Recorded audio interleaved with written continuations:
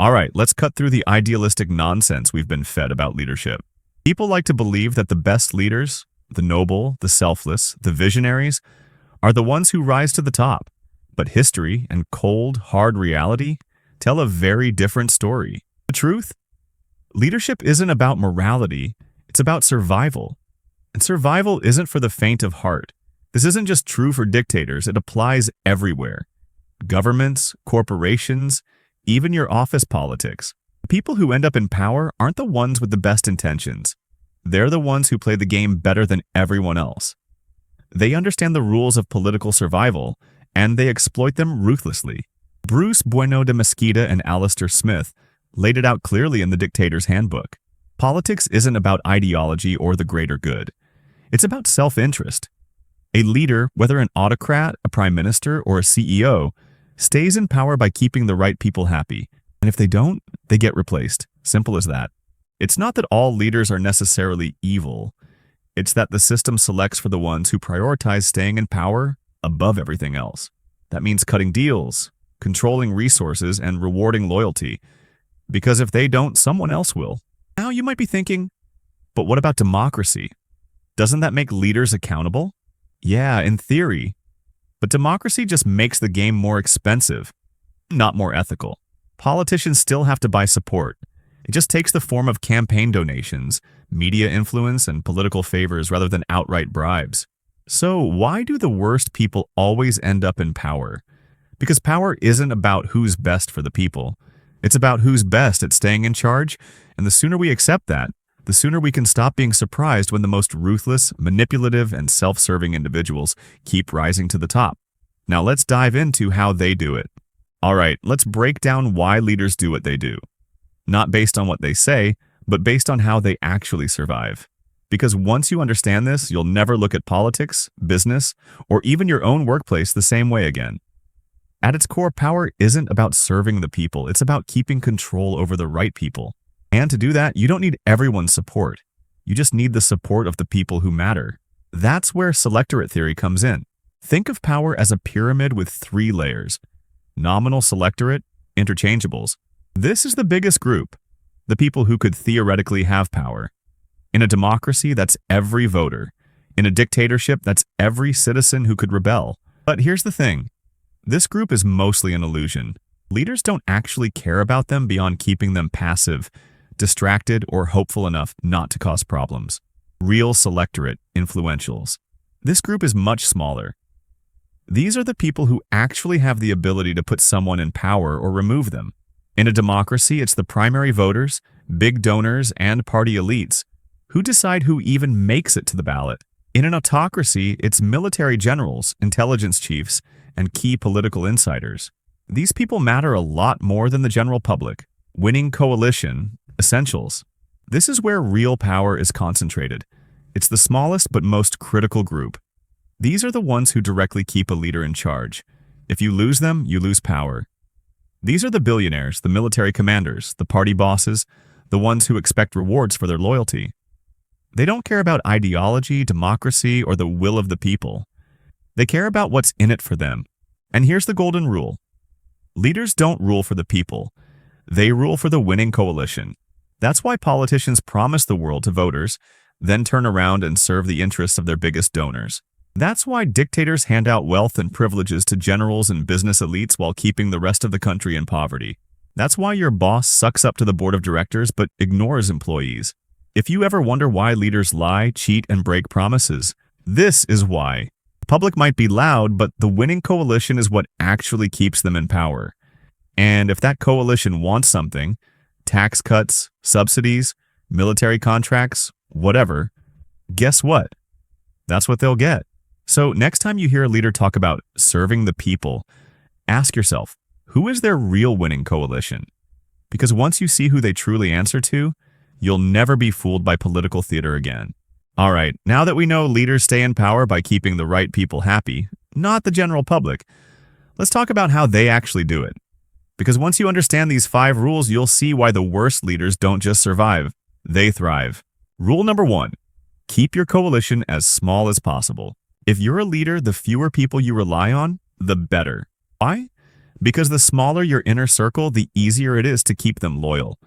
It's much simpler to control 10 powerful allies than to please 10 million angry citizens. Dictators nail this rule. They don't need the love of their people, just the loyalty of a handful of military generals, intelligence chiefs, and billionaire cronies. That's why places like Saudi Arabia, where power is concentrated in the royal family, are absurdly stable despite brutal repression. The ruling elite is tiny, so it's easy to keep them well-fed with oil money. Now, democracies have a harder time because they need more people to stay in power. But even then, politicians don't actually rely on every voter, just the right ones. They focus on party insiders, wealthy donors, and media kingmakers. The US president, for example, can't rule like a dictator, but he also doesn't need every citizen's support. He just needs enough votes in swing states and the backing of his party's big funders. Same survival game, just a bigger coalition. Rule number 2, control the money and reward your key supporters. Power isn't just about having allies, it's about keeping them fed. You don't hold on to power by being the smartest or the most charismatic. You hold on to it by controlling the cash flow and making sure your inner circle gets their cut. In autocracies, this is straight-up corruption. Looting state resources, handing out monopolies, and letting your buddies siphon off billions. Look at Putin. He stays in power not just through brute force, but because his oligarchs get insanely rich under his rule. The moment they stop benefiting, he's in trouble. In democracies, the game looks a little different. Instead of outright stealing, politicians use government contracts, tax breaks, and subsidies to reward their key supporters. You think massive corporate bailouts and defense contracts happen because of good economic policy? No. It's about keeping the money flowing to the people who keep politicians in power. Rule number 3, tax the people, but not too much. Now, you can't buy loyalty without money. But where does that money come from? Taxes. Trick is finding the sweet spot. Tax the people enough to fund your survival strategy, but not so much that they revolt. Dictators love natural resources because they let them skip taxation altogether. If you've got oil, gas, or diamonds, you don't need to tax your citizens. You just sell resources and keep the cash flowing to your inner circle. This is why oil-rich dictatorships like Russia, Venezuela, and Saudi Arabia last so long. The government isn't reliant on taxing its people, so there's no accountability. Democracies have to be smarter about it. They disguise taxation. Instead of raising income taxes, they print more money, inflation, borrow heavily, national debt, or shift the burden onto the middle class while giving tax cuts to their key backers. China, for example, uses hidden taxes like state-owned enterprises and land grabs instead of direct taxation, so people don't notice they're being squeezed. Rule number 4, keep the public poor, uninformed, and divided. Here's the dirty little secret of power. An educated, financially independent, and united population is the biggest threat to any leader. If people have money, education, and access to information, they start asking dangerous questions. They start demanding rights, better governance, and real accountability. No leader who wants to stay in power indefinitely can allow that. So what do? They keep the people weak. Autocracies control the media, limit education, and make sure the economy keeps people dependent on the government. North Korea takes this to the extreme. People don't just lack internet, they lack basic knowledge of the outside world. Democracies, it's subtler. Instead of outright censorship, they flood people with misinformation. Instead of banning elections, they gerrymander districts and suppress votes. Instead of outright banning protests, they pit people against each other so they fight amongst themselves rather than against the ruling class. Look at modern politics. The population is always distracted, whether it's by political tribalism, media outrage cycles, or culture wars. If people are fighting about gender pronouns or celebrity scandals, they're not focusing on who actually controls the wealth and power. And that's exactly how leaders like it. Rule number 5, never fight a losing war, unless it's for survival. Nothing weakens a leader faster than a war they can't win. Wars cost money, drain resources, and, most importantly, piss off the people who keep you in power. Smart leaders only pick fights they can win. The US doesn't invade nuclear-armed countries, dictators don't start wars that might topple their regime, and politicians don't take bold risks unless they have no choice. But there's one exception. When a leader's survival is at stake, they will fight to the bitter end. Look at Saddam Hussein. When the US invaded Iraq, he knew he was doomed. So what did he do? He fought until the last possible moment because losing meant death. Same with Hitler. Once the war turned against him, he didn't surrender. He doubled down until there was nothing left. Democracies play it differently. When the Vietnam War became unpopular, the US didn't go all in. They slowly backed out to save face. They could afford to lose. But if a war is directly tied to a leader's survival, they will fight to the death. Bad leaders don't stay in power because they're smarter, braver, or better than anyone else. They stay in power because they followed these 5 rules religiously. Keep your inner circle as small as possible. Control the money and reward the people who keep you in power. Tax just enough, but not too much. Keep the public weak, divided, and distracted so they never unite against you. Never fight a losing war unless it's a war for your survival. If you understand these rules, you'll never be confused about why the worst people keep rising to the top. The game isn't about being good, it's about playing to win. Now the question is, are we just watching the game, or are we going to change the rules? Alright, let's get real. Being a good leader is a terrible survival strategy in politics. We love the idea that ethical, selfless leaders can change the world. We tell ourselves that if only the right person got into power, someone truly moral, someone with integrity, they could fix everything. But history laughs at that idea. The truth is, power isn't designed for good people to last. The system rewards those who are ruthless enough to play the game, not those who try to change the rules. That's why the best leaders, the ones who actually care, rarely survive. Let's break down why. Being a good person in power is like bringing a knife to a gunfight. The moment you start playing fair, you become a liability. Think about it. An ethical leader refuses to engage in corruption. They don't cut secret deals. They don't bribe their inner circle. They don't use propaganda to manipulate the public. Sounds noble, right? Sure, but it also means they leave themselves completely exposed. Because guess what? Their rivals aren't playing by those rules. Let's talk about Mikhail Gorbachev, the last leader of the Soviet Union. He was a true reformer. He genuinely wanted to democratize the USSR, improve human rights, and make the system fairer. But what happened? He got crushed. Why? Because the system he was trying to fix wasn't built for idealists. The Soviet elites, the generals, the Communist Party bosses, the bureaucrats who had built their entire lives on corruption, saw his reforms as a threat.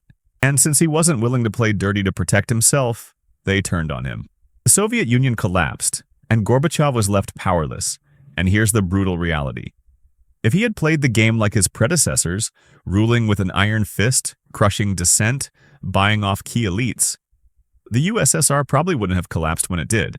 But he chose ethics over power, and power doesn't forgive idealists. It's the same story across history. Leaders who refuse to play dirty get replaced by those who will. Julius Caesar, assassinated by his own Senate. JFK took on the CIA and the mafia, ended up dead. Any reformer who tries to take on corruption? Either removed, exiled, or outright killed. In politics, integrity is a weakness, not a strength. And unless the entire system changes, no amount of good leadership will fix it. Let's say a leader actually makes it into power and does try to do good things. Build infrastructure, improve healthcare, invest in education. That should make them popular, right? People should support them because they're making life better for everyone, right? Wrong. Because public goods don't win elections or coups. Here's the problem. Public goods, roads, hospitals, schools, benefit everyone. And in an ideal world, that should mean a grateful and loyal population. But in reality, leaders don't survive on public support. They survive on keeping their winning coalition happy. Remember, the elites, the donors, the people who actually matter in the power structure. And elites don't care about schools or hospitals. They care about their own wealth and privileges. Look at developing countries. The ones that are rich in natural resources like oil, gold, or diamonds tend to be the most corrupt. Why? Because the government doesn't need to invest in public goods to stay in power. They can just extract wealth from resources and buy loyalty from the military and political elites. Now, compare that to countries without natural resources. Places like South Korea or Singapore. These countries had no choice but to invest in education and industry to survive. Their leaders had to create real economic growth because they couldn't just rely on oil money to bribe their way to stability. This is why corrupt leaders in resource-rich countries don't care about long-term development. They don't need a strong economy. They don't need an educated population. In fact, an educated, empowered population is a threat to them. And this applies in democracies too. Ever wonder why politicians promise the world but never deliver? It's because public goods don't win elections. Handouts to key voter blocs do.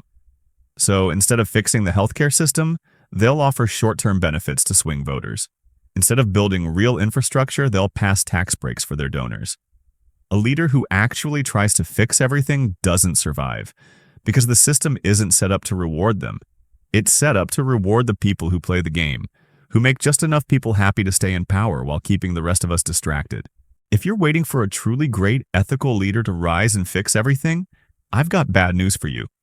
That person will never survive. Because power doesn't reward virtue, it rewards strategy.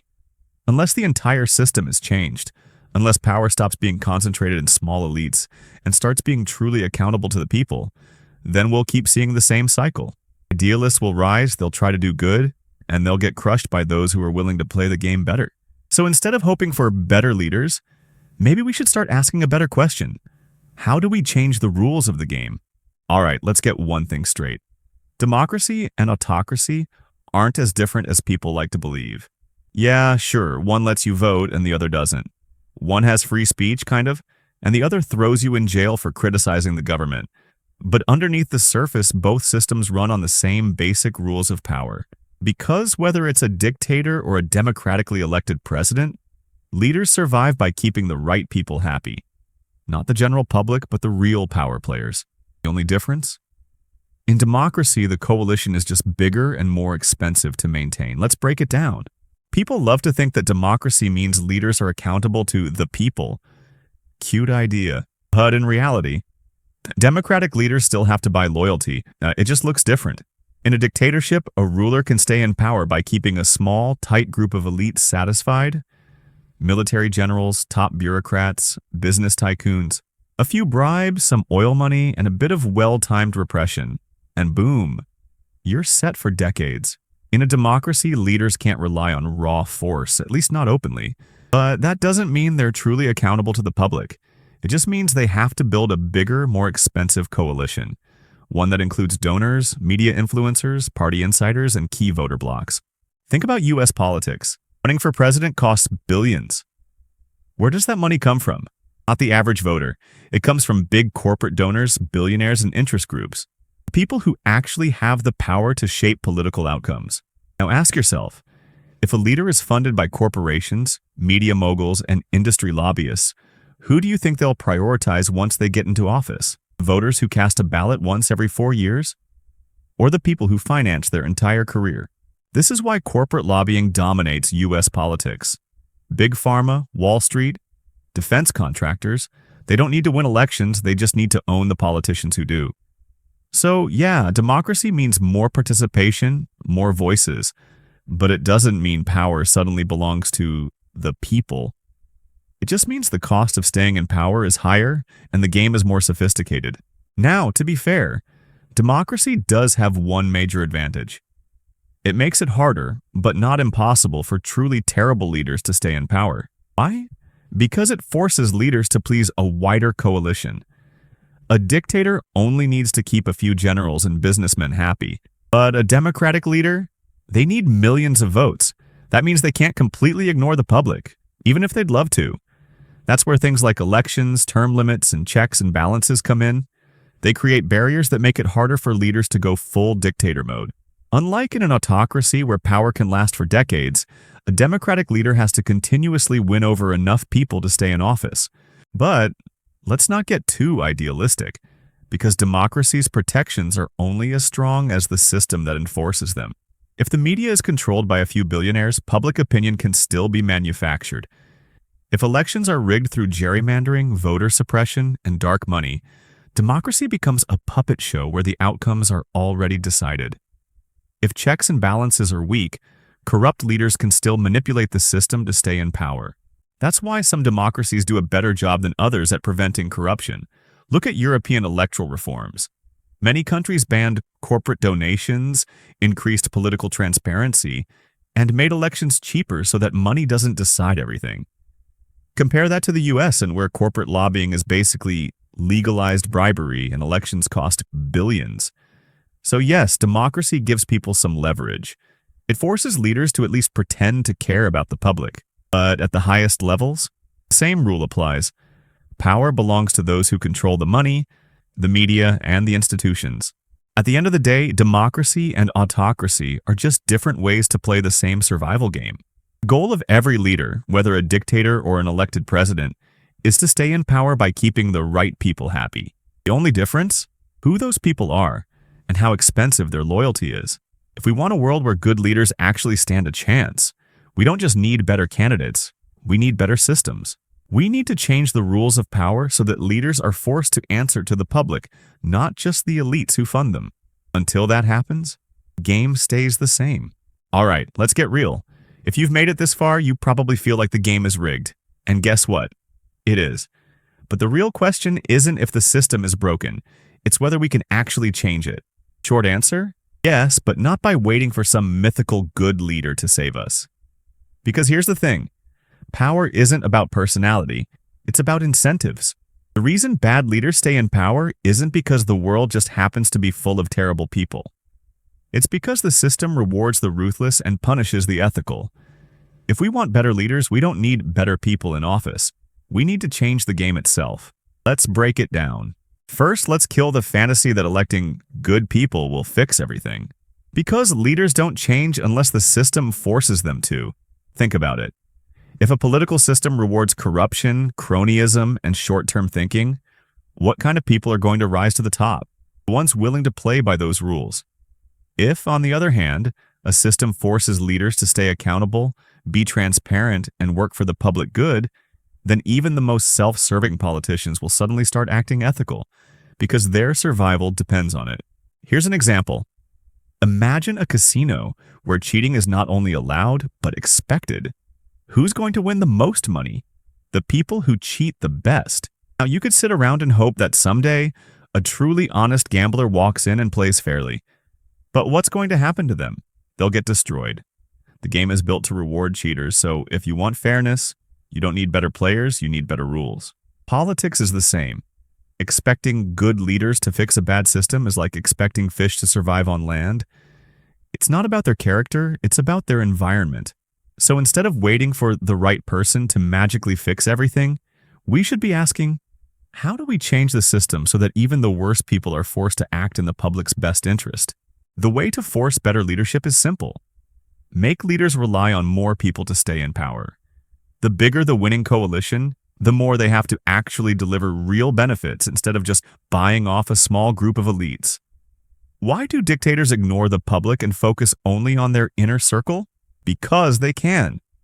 If all a leader needs is 10 generals and a few billionaires to survive, why would they care about hospitals, roads, or education? But if their survival depends on millions of people, as in a strong democracy, they have no choice but to provide real public goods to keep their job. Let's look at Chile and South Korea. Both were once ruled by military dictatorships. Both had leaders who played the standard power game, suppressing dissent, rewarding elites, and ruling with an iron fist. But when those regimes collapsed and more inclusive democracies took over, what happened? Leaders now had to win the support of a much larger coalition, not just military elites, but ordinary citizens.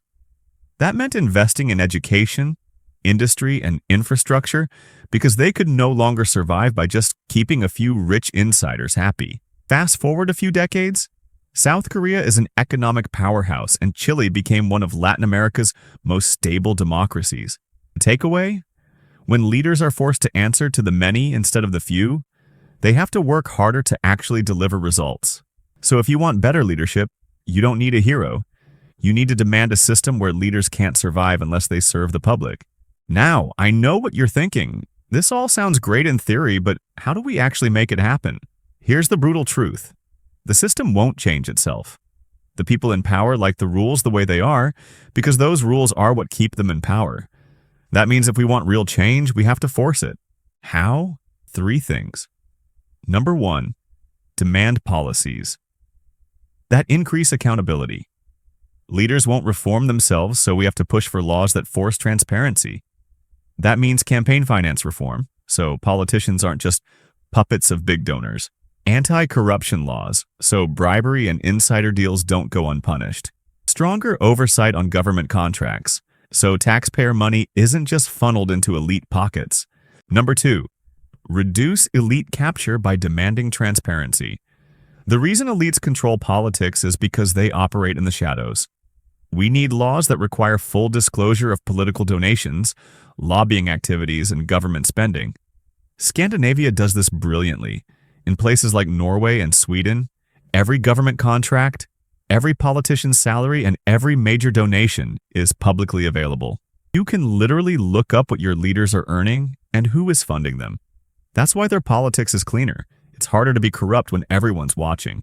Number 3, stop falling for distractions. The biggest reason people don't demand change is because they're too busy fighting over the wrong things. The elite love when we waste time arguing over identity politics, culture wars, and trivial distractions.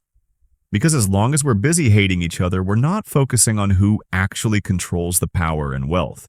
So if we want to fix the system, we need to unite around real structural change, not just picking a side in the latest outrage cycle.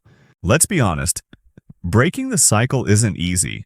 People who benefit from the current system aren't going to give up their power voluntarily, but history shows that change is possible when enough people push for it. The mistake most people make? They expect better leadership without demanding a better system. But leaders will always act in their own self-interest. So the only way to get better results is to force them into a system where doing the right thing is the only way they can survive. We don't need perfect people in power. We need a system where even selfish, greedy leaders have no choice but to serve the public, because their own survival depends on it. And that's a game we can actually win. All right, let's wrap this up. If there's one thing I want you to take away from everything we've talked about, it's this. The worst people don't end up in power by accident. The system selects for them. This is what the Dictator's Handbook lays out so clearly. Politics isn't about morality, justice, or serving the people. It's about cold, strategic survival. And the ones who win? They're not the kindest. They're not the most ethical. They're the ones who understand the game best and play it without hesitation. Because power isn't about who's right, it's about who controls the levers. Think about history. The leaders we admire, the ones who actually tried to serve their people, they didn't last. They either got overthrown, assassinated, or politically destroyed. Meanwhile, the ones who were ruthless enough to crush their enemies, buy off their key supporters, and manipulate the system, they ruled for decades. And that's the bitter truth. The system we live in doesn't reward good people. It rewards those who exploit the rules best. Now you might be thinking, so what's the point? Are we just doomed to be ruled by the worst of the worst? No. But here's the catch. If we want better leaders, we can't just swap out the players. We have to change the game. One of the biggest mistakes people make is believing that the problem is individual leaders. That if we just elect the right person, everything will change. That if we remove corrupt politicians, the system will fix itself. That's a fantasy. Bad leaders aren't the disease. They're the symptom. If you replace one corrupt leader without fixing the incentives that keep corrupt leaders in power, all you're doing is resetting the cycle. Someone else will rise, someone else will learn the game, and nothing will really change. Because here's the hard truth. A bad system will always turn good people into bad leaders. A good system will force even bad people to act in the public interest. The difference isn't in the individuals, it's in the rules that govern them. So how do we actually force the system to reward better leadership? We talked about this earlier, but let's hammer it home. Make leaders depend on a broader coalition. If a leader only needs a handful of elites to stay in power, they'll only serve those elites. The more people they need to answer to, the more they have to deliver real public goods. Eliminate dark money and backroom deals. As long as politicians can be bought by billionaires, corporations, and special interests, they will always serve those groups over the public. Full financial transparency is key. Expose corruption and manipulation. A system thrives in secrecy. When people can see exactly how power is bought, how laws are passed, and who benefits, it becomes a lot harder for corrupt leaders to operate. Stop falling for distractions. Politicians love to divide us, left versus right, race versus race, culture war after culture war, because as long as we're busy fighting each other, we're not fighting them. The real battle isn't between ordinary people. It's between the public and the elites who manipulate the system. Here's the bottom line. Power doesn't change unless we force it to. If we keep playing by the same broken rules, we'll keep getting the same corrupt, ruthless leaders. But if we demand a system where power is accountable, where survival depends on serving the public instead of manipulating it, then even the worst leaders will have to play by better rules. And that's the real game changer. Because in the end, leaders don't shape systems. Systems shape leaders. And if we want better leaders, we don't need to find better people. We need to change the system so that even the worst people have no choice but to do the right thing. That's how we win.